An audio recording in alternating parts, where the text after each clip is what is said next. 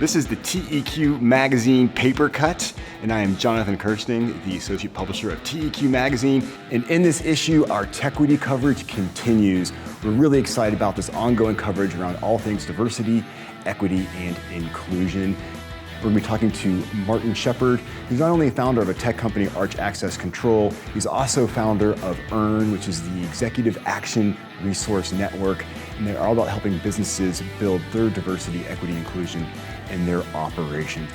EARN was really born out of a sort of collective frustration. The world was going through the response to George Floyd's murder.